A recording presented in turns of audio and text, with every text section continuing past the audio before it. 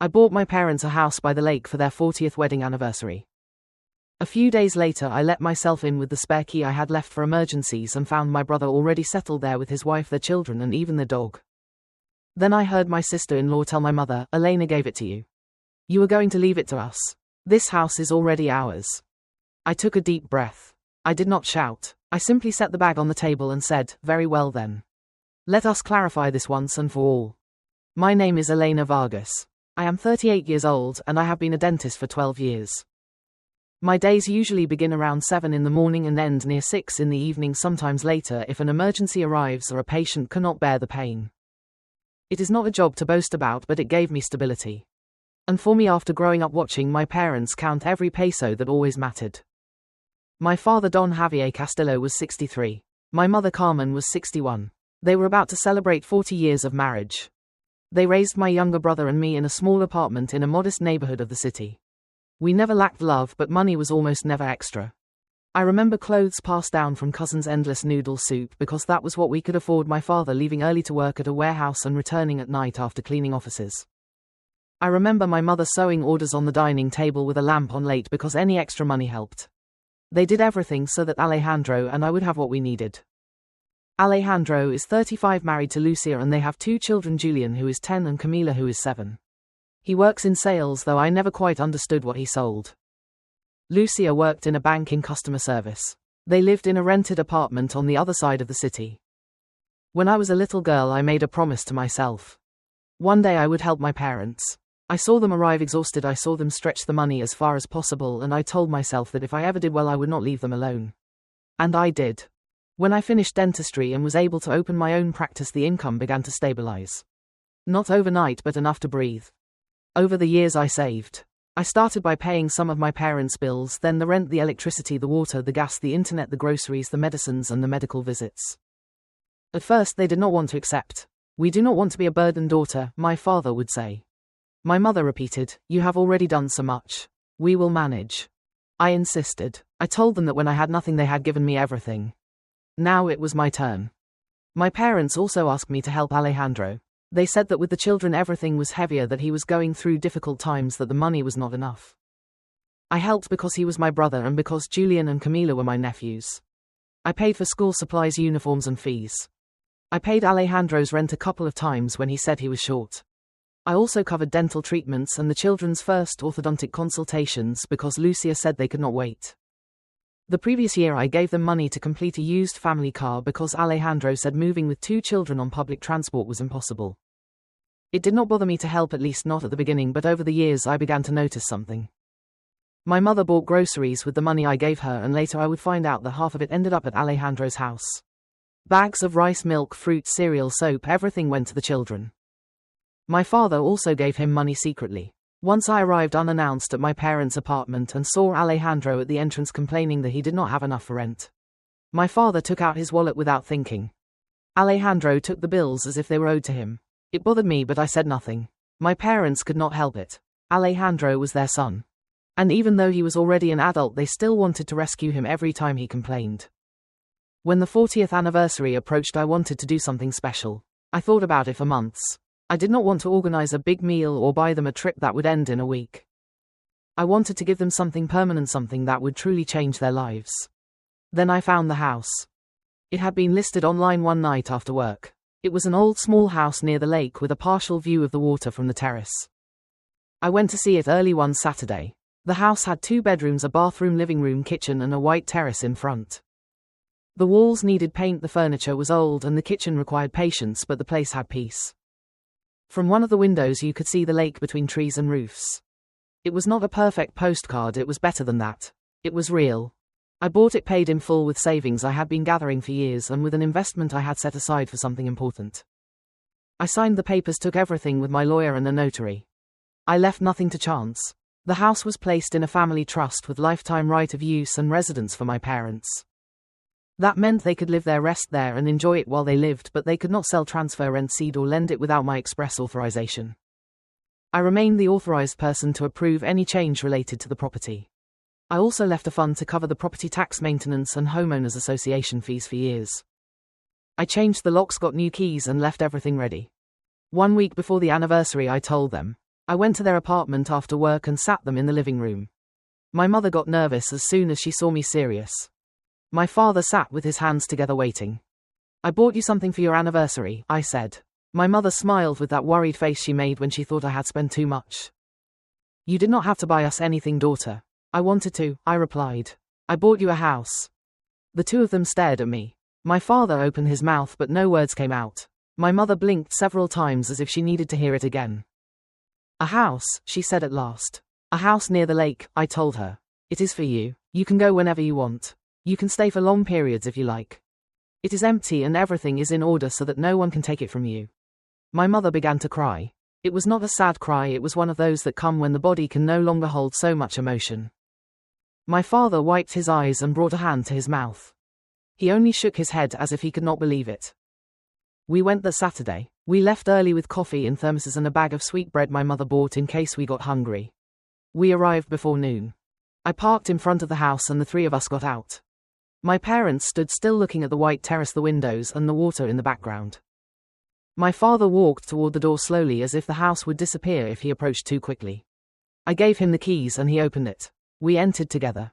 My mother walked through every room, touching the walls, opening windows, looking at the closets, the kitchen, the bathroom. My father stood in front of the large living room window looking toward the lake without saying anything. My mother kept repeating that the house was beautiful, that it was perfect, that she could not believe it was for them. We stayed there that night. I wanted to check the plumbing and make sure everything worked well. We turned on faucets, tested the shower, checked the kitchen and bathroom. There were details to fix but nothing serious. My parents barely slept. They stayed talking on the terrace with blankets over their legs while the cold descended. I listened to them from my room. They spoke softly as if they did not want to wake the house. The next morning I returned to the city because I had patients scheduled. My parents decided to stay a few more days. I hugged them before leaving. I told them to call me for anything and I drove back. 2 days later Alejandro called my mother. I found out later when she told me everything. According to him, he was just calling to say hello. He asked how they were, what they had done, why they were not answering messages so quickly. My mother has never been good at lying. So she ended up saying they were at the lake house. Alejandro asked, what lake house? She tried to say they were visiting friends, but Alejandro did not believe her. He pressed her. He asked, what friends? Where? Since when? Why had no one told him anything? My mother tried to change the subject but he would not let go. In the end she gave him the address. That same night Alejandro showed up at the house. My mother called me around 9. As soon as I heard her voice I knew something was wrong. Alejandro is here, she said. How is he there? He arrived with Lucia, the children and the dog. He says he wants to see the house. I felt my stomach tighten. What did you tell him? I told him it was a gift from you for us. He just smiled and said he wanted to see it. Now they say they are going to stay for the weekend. The weekend, I said. Mom, tell them they cannot stay. I already tried, she answered with a trembling voice. But Alejandro says it is a family house and that he is also family. Lucia is already unpacking in one of the bedrooms. I tried calling Alejandro. He did not answer. I dialed 3 times and all went to voicemail. I could not leave my patients the next day nor cancel appointments scheduled weeks in advance, but that night I barely slept. On Friday during my lunch break I opened social media and saw Alejandro's post. It was a selfie in my parents' kitchen. He had a cup of coffee in his hand and smiled as if he had just bought the property with his own effort. The text said, finally we have a house. I stared at the screen. Finally we have a house. As if it were his. The comments started coming. His friends congratulated him, messages of, what great news, and it was about time, brother. Then I saw Lucia's comment. Finally my children have a place where they can run, play and be children. I felt my face burn. That same afternoon I searched for the house on the rental platform. I did not want to believe they had dared, but there it was. The same windows, the same terrace, the same kitchen. Complete house near the lake, ideal for families, perfect for weekends and vacations. I saved screenshots of the listing, the open calendar and the host profile under Lucia's name. Then I wrote to my mother, do not sign anything, do not accept anything, do not promise anything. I am coming on Sunday. I normally did not work on Sundays, but sometimes there were afternoon emergencies or patients who could not come during the week. That Sunday I had 2 appointments in the afternoon. I moved them to early Monday. I also called Martina locksmith who had worked with me before and asked him to be ready in case I needed to change the locks the same day. I drove to the lake house from early morning. The road felt longer than ever. I could not stop thinking about Alejandro's smile, about Lucia's words, about the way they spoke of the house, as if my parents did not deserve to have something of their own. When I arrived, I heard shouting from outside. I got out of the car and walked to the main door. It was unlocked. I pushed it and entered. Lucia was in the living room, standing in front of my mother, pointing her finger at her. My father was sitting in a chair by the window, looking at his hands. My mother looked pale. "You are already old," Lucia was saying. "You do not need a house like this. Alejandro and I can manage it. We will make good use of it." My mother tried to speak, but Lucia interrupted her. "Elena gave it to you. You are going to leave it to us. So yes, this house is already ours." Alejandro was sitting on the couch with a mocking smile. "Mom, do not make drama," he said. Lucia kept talking as if she had already decided everything. "Besides, I already listed the house on the rental platform. It is near the lake. It is perfect for holidays, vacations, and long weekends. We can make good money, and when there are no guests, you can stay here to take care of it." I saw my mother's eyes fill with tears. My father still did not look up. Alejandro said nothing, he was just there as if everything was reasonable. I could not stay silent. "Enough," I said. "You will not discuss this with my parents again."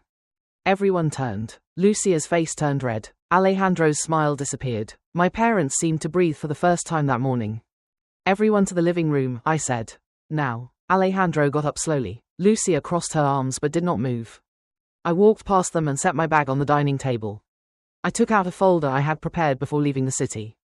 I opened it and placed several documents on the table. "Sit down," I said. Alejandro and Lucia sat on the couch. My parents stayed where they were. I stood by the table and pointed to the first document. "This is the deed and the trust documentation," I said. "The house is not in Alejandro's name. It is not in Lucia's name. My parents have lifetime right of use and residence. No permission to give it away, sell it, rent it, or transfer it." Alejandro shifted uncomfortably. I pointed to the second document. "This is not a family discussion, these are documents.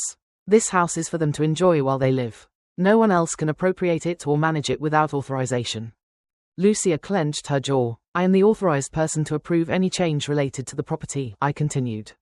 "My duty is to protect this house for my parents' well-being. If anyone tries to use it without permission, I can seek legal and administrative support to remove them." I took the screenshots. These are the proofs of the listing Lucia posted. Photos of this house. Description of complete house.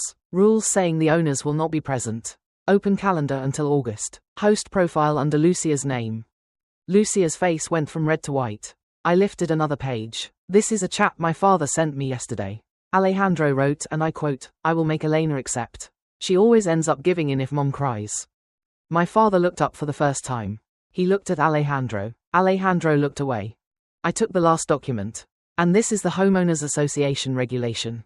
There is a clause that prohibits short-term rentals and commercial use of the houses without administration authorization." I put all the papers back on the table. "Today you are going to pack your things. You are going to delete that listing. You are going to cancel any reservations and return any payments. You are going to leave all the keys here, and you are going to leave this house." Alejandro let out a dry laugh. One of those meant to humiliate. "And if we do not want to?" I took out my phone and showed him the screen. "I have 3 messages ready. One to the Homeowners Association, one to my lawyer, and one requesting support for unauthorized occupation of a property under trust. I also have Martin the locksmith waiting for my signal. I am not going to touch your things. I am not going to make a scene in front of the children.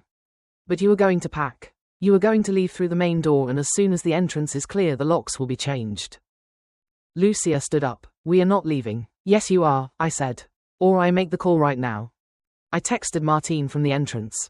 10 minutes later, I saw his truck park outside. He was a large man about 50 with grey hair and a calm that helped me stay firm. He got out with his toolbox, walked to the door, and looked at me. "We start. First let them take their things," I answered. "Then change everything." Martin nodded and stayed by the entrance without arguing with anyone. Lucia lost control. She went out shouting from the door, telling him he had no right, that the house was theirs, that she was going to call the police, that she was going to sue him. Martin did not even answer, he just stood still waiting for my instruction. Everything took 3 hours. 3 very long hours. Lucia paced back and forth, talking on the phone with someone who, according to her, knew about laws. She shouted that she had rights, that they could not evict her, that the house was also her family's. The children were inside, silent. Julian pretended to check his backpack. Camila did not lift her eyes from the floor. The dog barked every time someone passed the door. I stayed in the kitchen with my mother preparing her chamomile tea. She wiped her tears with a napkin and repeated that she did not want to bother me, that she thought she could fix it alone, that Alejandro just needed to talk. It is not your fault, I told her. Alejandro and Lucia took advantage of you. She nodded, but it was hard for her to believe it. Meanwhile, Alejandro tried to convince me 3 times. The first time he entered the kitchen with a soft voice as if nothing had happened. Elena, you are exaggerating. We were just worried about Mom and Dad. We wanted the children to spend more time with their grandparents. That is good for everyone. I did not even look at him. Get out of the kitchen, Alejandro. The second time he said that I was never around, that my parents were already old and that someone had to take care of them, that he was only trying to help. You are not helping, I said. You are taking advantage. The third time he came in with a different face. He was no longer the concerned brother, he was the resentful brother. You bought this house to buy my parents' affection, he said. You always do the same. Do you think money fixes everything? I set the cup on the table and looked at him. No, Alejandro. What happened is that you got used to everyone solving your life. And when someone sets a limit, you get offended. He opened his mouth as if he were going to respond, but found nothing to say. He turned and left. He did not come back in. When they finished taking out suitcases, backpacks, food, and the children's things, Martin changed the main lock, checked the back door, and also changed the side access. He handed me the new keys and put away his tools. Lucia was still holding the old keys in her hand, squeezing him as if they still meant something. Martin looked at her calmly. Those no longer open. Lucia threw them on the floor. When they were finally loading their things into the car, Alejandro stopped and looked at me. You are going to regret this, he said. When Mom and Dad need help and you are not there, you are going to regret it. I have been there more than you, Alejandro, I answered. And you know it. He said nothing. He got in the car. Lucia closed the passenger door so hard I thought she would break the glass. The children settled in the back with the dog. They left without saying goodbye to my parents. They did not apologize. They could not even look them in the face. Afterward, I walked through the house with a garbage bag. There were juice boxes, crumbs on the couch, dog hair on the floor, dirty dishes in the sink, and toys scattered in the living room. I cleaned everything while my parents sat on the terrace looking at the lake. They looked exhausted. That afternoon we had dinner on the terrace. I prepared pasta with vegetables I found in the refrigerator. The sun was setting and the air was fresh. My parents began to speak slowly about putting pots at the entrance, about buying more comfortable chairs, about spending more time there. My phone would not stop vibrating. Alejandro sent me long messages saying that I had humiliated him in front of his family, that I had no right to treat him like that he was also my parents' son. Lucia wrote that she was going to sue me, that she was going to take me to court, that she was going to make sure everyone knew what I was like. I turned the phone face down on the table and kept eating. That week I had an alarm installed, sensors on doors and windows, and security cameras at the entrance, the driveway, the main door, the back, and the sides. Everything was recording in the cloud with access from my phone. Alejandro began his campaign in the family chat. He wrote that I had stolen from his children the opportunity to have a house. He said I was cruel, selfish, cold. He posted stories on social media with phrases like, "When money changes you," and, "There are people who prefer a property over their family." I did not respond. Instead, I called my aunt the sister of my father. She always knows what is happening in the family, and above all, she knows how to distinguish when someone is telling a convenient version. I told her everything. I explained how I bought the house, how it was protected for my parents, how Alejandro and Lucia moved in without permission, how they tried to rent it, and how they pressured my parents to give it to them. My aunt listened in silence. When I finished, she only said, "Let me talk to the family. This will be clarified." I also wrote a formal letter to Alejandro and Lucia. One single, clear and brief letter. First, any matter related to the house must be dealt with me, not with my parents. Second, Alejandro and Lucia did not have permission to enter the property. Third, any attempt to enter rent list or use the house without authorization would be reported to the Homeowners Association and to my lawyer. I sent it by email and messaging so there would be proof. 2 days later, I was in my apartment resting after work when I decided to check the rental platform again. Something told me Lucia would not give up so easily. I was right. She had created a new account with another name and listed the house again. The same photos, the same description, the same available dates. I took screenshots of everything and reported the listing to the platform's security team along with the property documentation and the trust. That night nothing happened. The next day they paused the listing. 2 days later they confirmed that the listing had been removed and the account was under review. After that I stopped communicating with Alejandro and Lucia completely. I blocked their numbers, stopped following them on social media, and returned to my routine. I worked at the practice during the week and drove to the lake house on weekends to see my parents. Some weeks passed, life returned to order, although not the same as before. I continued seeing patients, doing treatments, answering emergency messages, and closing the practice tired. On Saturdays or Sundays I drove to the lake house, sometimes early to avoid traffic, sometimes after lunch if the schedule did not let me leave earlier. My parents were settling in well. They bought new furniture for the terrace, they put flower pots at the entrance, my father fixed an old lamp in the living room, and my mother began to bring tablecloths, cups, blankets, and small things that made the house feel theirs. One Thursday afternoon my phone rang. It was an unknown number. I was about to not answer, but something made me do it. "Hello, Elena, it is me." It was Alejandro. I said nothing. I thought about hanging up, but curiosity won. "What do you want?" I asked. "We're in debt," he said. His voice sounded different. Tired, less sure. "Lucia lost her job. We can no longer pay the apartment rent. We have nothing. And you are calling me because you need help? We need support for a few months, nothing more, while we stabilize." I sat on the couch and looked at the wall. "Those are your problems, Alejandro. You have to solve them yourself." "Elena, please. I am your brother. I am not going to help you anymore," I said. "And I definitely will not let you live in the house." "I am not asking for the house," he replied quickly, but I heard the lie. I knew how these things started. First asking for money, then saying they could not pay rent, then suggesting the house was empty some days. In the end, he insisted again. Just to get by. "No. You are really going to do this? You are going to let us struggle? You put yourselves in this situation." "I was wrong," he said. "You were wrong many times," I answered. "You tried to take from my parents a gift that was for them. You wanted to turn their house into your business. You scared them, you pressured them, you made them feel guilty, and now you want me to get you out of the problem." There was silence. "Elena," I did not interrupt him. "This time it is not your turn to fix your life without using my parents and without using me. Do not call me again to ask me for money." I hung up. He did not call again. My parents continued talking with Alejandro from time to time. They called him every 2 or 3 weeks to ask about the children. The conversations were short and stayed on Julian and Camila at school, the homework, if they were eating well, if they needed something specific for them. They did not ask for money, they did not offer to pay rent, they did not send groceries, they did not give bills secretly. It cost him a couple of times. My mother wanted to send something for the children, but my father stopped her. Not harshly. He just put his hand on her arm and said, "Let us first ask what they need. Do not send money just like that." It was strange to see them set limits after so many years.